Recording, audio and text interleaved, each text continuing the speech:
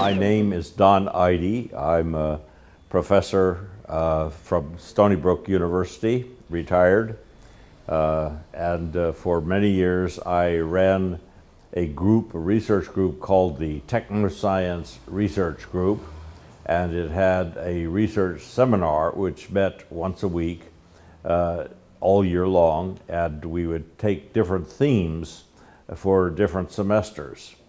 Out of that, we did readings in philosophy of science, philosophy of technology, science studies, and we dealt with and read only contemporary authors. We had students and professors from many, many countries, and this lasted for about 15 years until my retirement in 2012.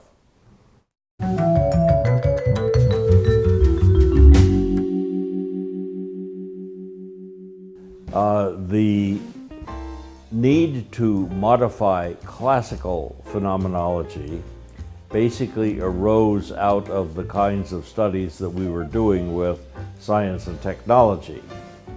For science and technology, one has to take what we call the material turn.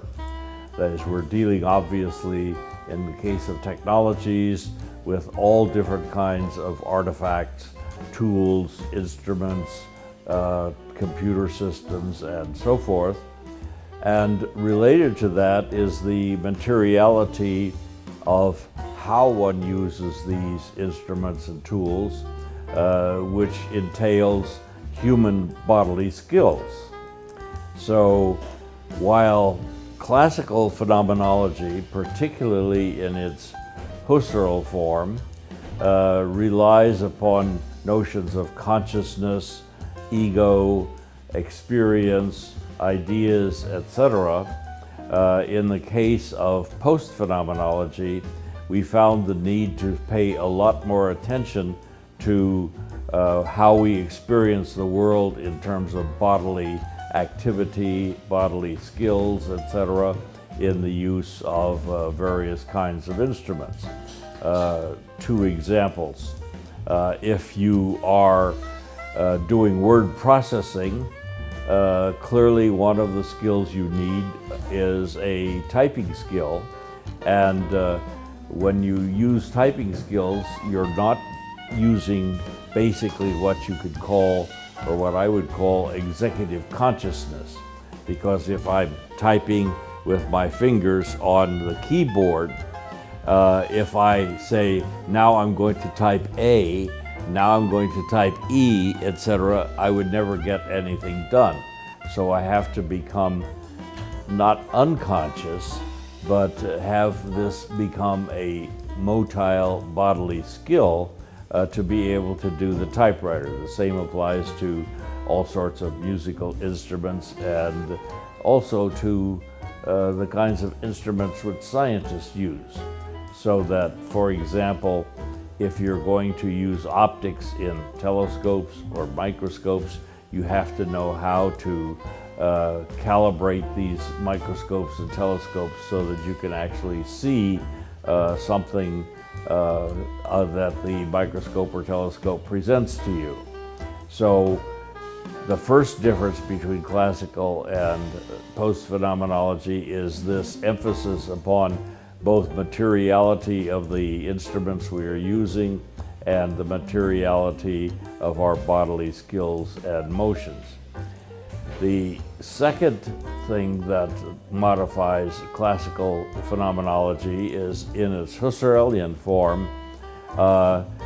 Husserl felt that if you did phenomenology and did variations, he called them imaginative variations or fantasy variations, you would be able to find a structure or an essence to something, like the essence of love, the essence of anxiety, or something like that.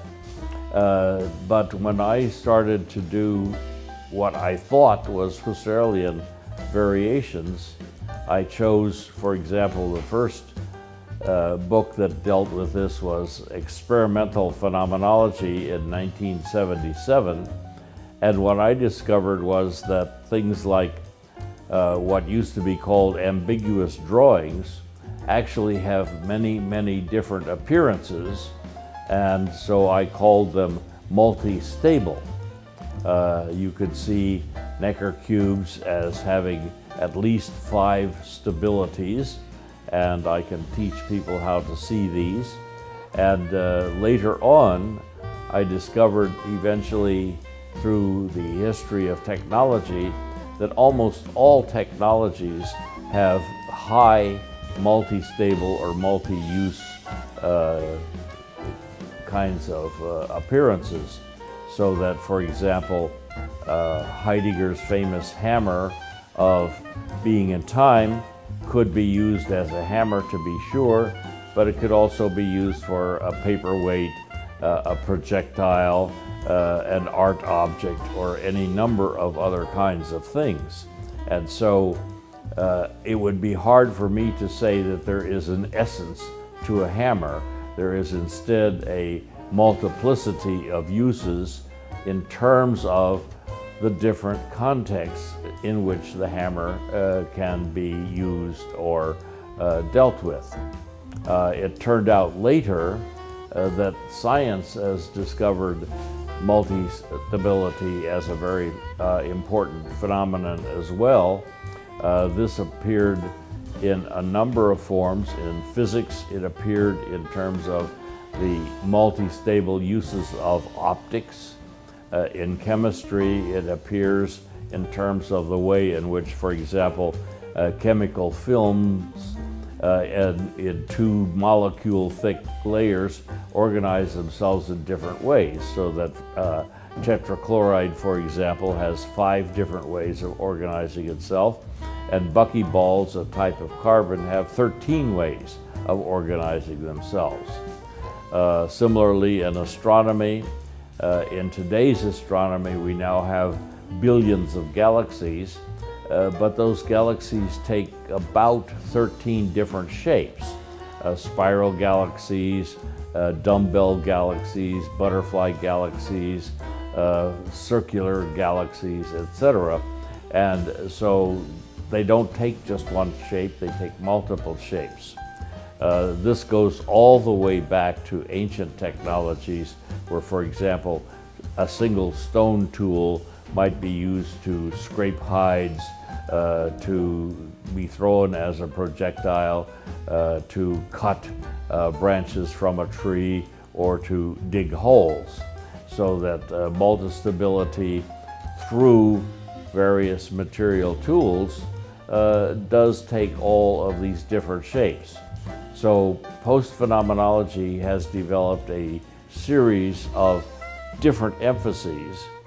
What it retains from classical phenomenology is what I call an interrelational ontology. So that, for example, if I use a pen to write, the pen could be said to be using me as well, because it sets limits to, for example, how wide a line there could be, and I in turn use the pen.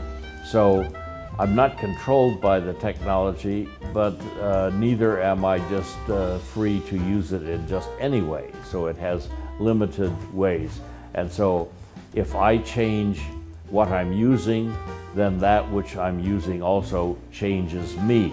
And that's interrelationality. That's based upon classical phenomenology's notion of intentionality, which is a form of interaction with an environment, so that we are always interacting with an environment, or what phenomenologists call world. And when we use the term life world, we mean both material and cultural aspects of the interaction.